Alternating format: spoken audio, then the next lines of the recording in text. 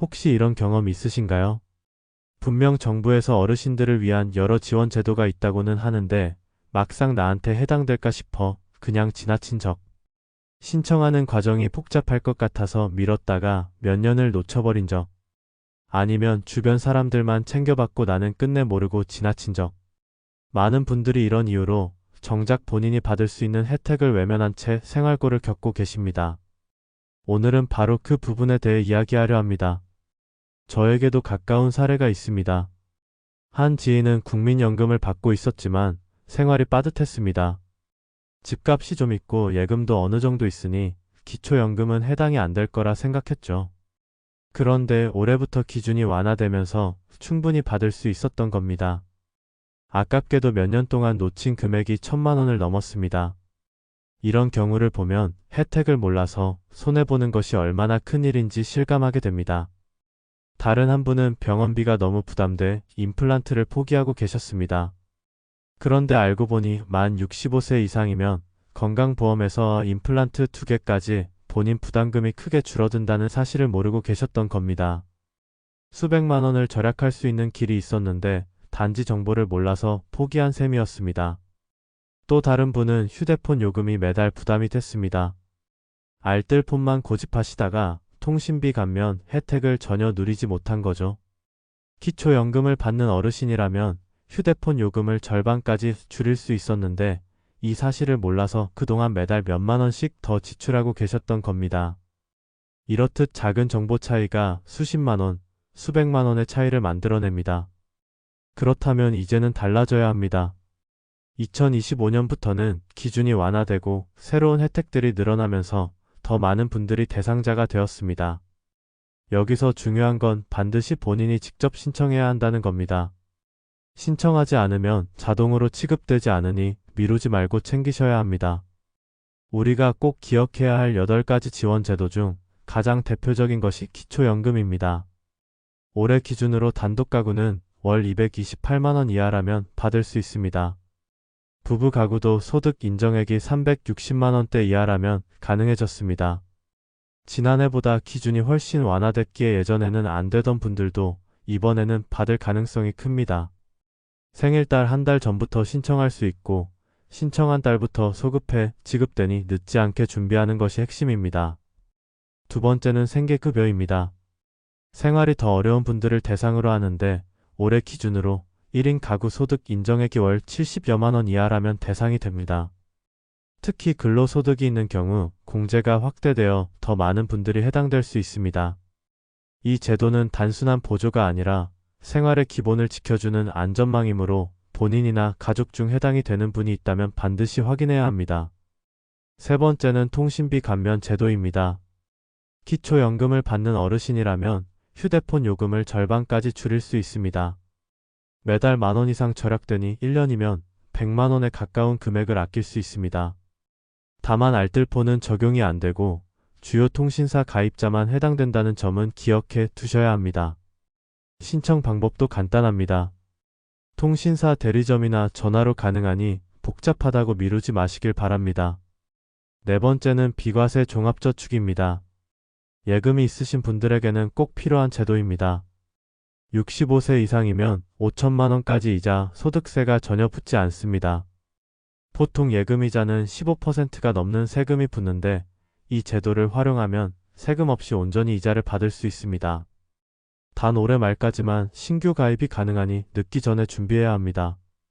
다섯 번째는 교통비와 공공시설 할인입니다.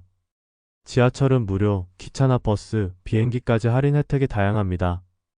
영화관이나 박물관, 국립공원 입장료 감면도 있으니 생활 속에서 충분히 활용할 수 있습니다. 단순히 몇천 원 아끼는 수준이 아니라 생활 전반의 지출을 크게 줄이는 효과가 있습니다. 여섯 번째는 의료 지원입니다. 임플란트와 틀니, 포청기, 백내장, 수술 지원까지 실질적인 도움이 되는 항목입니다. 특히 임플란트는 2개까지, 포청기는 최대 100만 원 이상 지원되니 꼭 확인해야 합니다. 다만 시술 전에 반드시 등록과 신청이 필요하다는 점을 명심해야 합니다. 이미 시술을 받은 뒤에는 소급 적용이 안 됩니다. 일곱 번째는 노인 일자리 사업입니다. 올해는 100만 개가 넘는 자리가 제공됩니다. 공익활동부터 전문성을 살린 일자리까지 선택의 폭이 넓습니다. 시간제 근무로 무리가 가지 않고 월 몇십만 원의 보탬이 되는 만큼 경제적 도움과 함께 사회적 교류의 기회도 생깁니다. 여덟 번째는 지자체별 추가 지원입니다. 지역마다 차이는 있지만 목욕비나 교통비, 식사 지원 등 생활 밀착형 혜택이 많습니다. 이런 부분은 직접 주민센터나 구청에 확인해 보는 것이 가장 빠릅니다. 이처럼 다양한 제도와 혜택이 있지만 공통적으로 기억해야 할 것은 모두 신청해야 한다는 점입니다. 신청하지 않으면 한 푼도 받을 수 없습니다. 또 조건이 매년 달라지니 예전엔 안 됐더라도 올해는 가능할 수 있습니다. 그러니 반드시 다시 확인해야 합니다. 오늘은 이렇게 8가지 대표적인 혜택을 살펴봤습니다. 하지만 여기서 끝이 아닙니다. 실제 신청 과정에서 필요한 서류, 시기를 놓치지 않는 요령, 그리고 가족과 함께 준비하면 더 효과적인 방법들이 남아 있습니다. 이어지는 이야기에서 그 부분을 더 구체적으로 나눠보겠습니다. 올해 들어 가장 많이 듣는 말 중 하나가 연금만으로는 살기가 버겁다는 이야기입니다. 수십 년을 꼬박 일하며 노후를 준비했지만 막상 은퇴하고 나니 매달 들어오는 연금이 생활비와 병원비를 감당하기엔 턱없이 부족합니다. 문제는 정부에서 다양한 지원 제도를 운영하고 있음에도 정작 많은 분들이 신청하지 않거나 자격이 안 될 거라 지레 포기한다는 점입니다. 이번 글에서는 2025년에 꼭 챙겨야 할 8가지 지원 제도를 전문가 시각에서 하나하나 짚어보고 실행 가능한 전략까지 함께 나누어 보겠습니다. 제가 상담했던 한 어르신은 수년 동안 기초연금을 못 받으셨습니다. 본인이 소득이 조금이라도 있으면 받을 수 없다고 생각하셨기 때문이죠. 그런데 기준이 해마다 완화되면서 실제로는 해당되셨습니다. 결국 몇 년 동안 수천만 원을 놓친 셈입니다.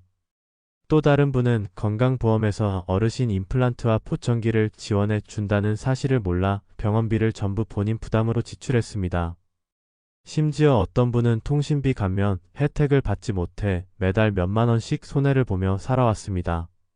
이렇게 모르고 지나가는 제도가 결코 적지 않습니다. 이제부터 구체적으로 어떤 제도가 있고 어떻게 챙기면 되는지 정리해 드리겠습니다. 가장 먼저 떠오르는 것은 기초연금입니다. 2025년에는 단독 가구 기준 월 소득 인정액이 200만 원대 후반까지, 부부 가구는 300만 원대 중후반까지 완화되었습니다. 예전에는 아예 자격이 안 된다고 생각했던 분들도 올해는 받을 가능성이 큽니다. 중요한 건 생일달 한 달 전부터 신청할 수 있고 신청한 달부터만 지급되므로 미루지 말고 준비해야 한다는 점입니다. 다음으로는 생계급여를 확인해야 합니다. 소득이 더 낮은 분들에게 주어지는 제도인데 올해는 근로소득 공제폭이 늘어나면서 자녀가 조금 돕거나 아르바이트를 해도 탈락하지 않는 경우가 많아졌습니다. 가구 소득과 재산을 종합적으로 따지므로 혼자 판단하지 말고 주민센터의 상담을 받는 것이 중요합니다. 세 번째로 놓치면 안 되는 것이 바로 통신비 감면입니다. 기초연금을 받고 계신다면 이동통신요금을 절반 가까이 줄일 수 있습니다. 매달 만원 이상, 1년이면 100만원 가까운 금액을 아낄 수 있는 효과입니다. 단 알뜰폰은 적용되지 않으므로 주요 통신사를 통해 신청해야 하고 대리점이나 고객센터에서 간단히 신청 가능합니다. 네 번째는 비과세 종합저축입니다. 65세 이상이면 예금과 적금을 최대 5천만 원까지 세금 없이 이자를 받을 수 있습니다. 평소 같으면 이자에서 15%가 넘는 세금이 빠져나가지만 이 제도를 활용하면 고스란히 받을 수 있습니다. 다만 신규 가입은 올해까지만 가능하므로 서두르는 게 좋습니다. 다섯 번째로는 교통비와 공공시설 할인 혜택입니다.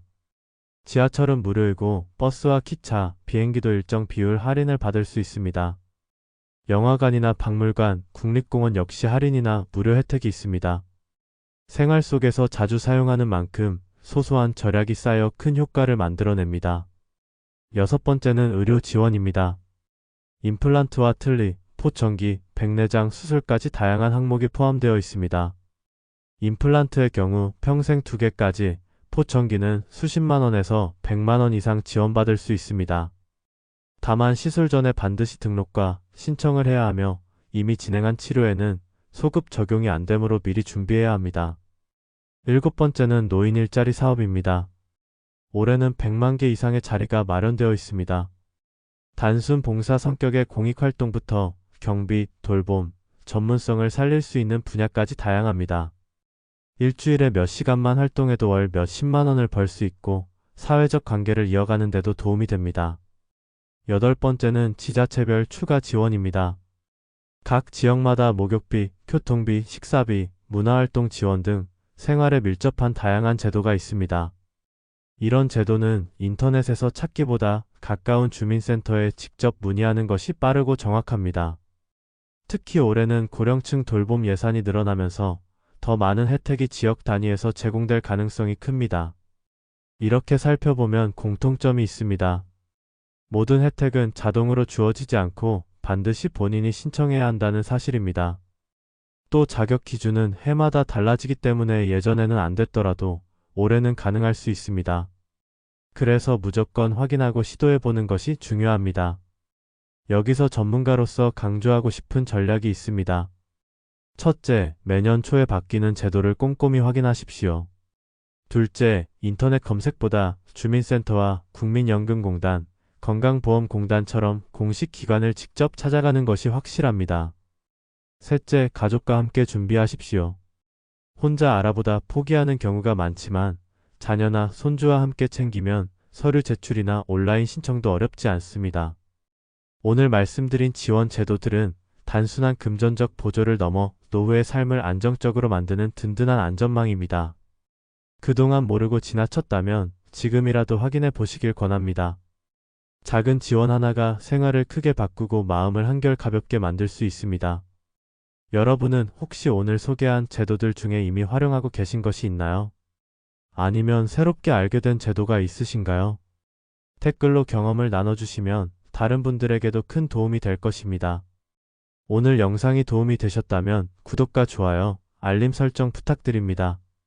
여러분의 노후가 조금 더 든든해질 수 있도록 앞으로도 중요한 정보를 꾸준히 전해드리겠습니다.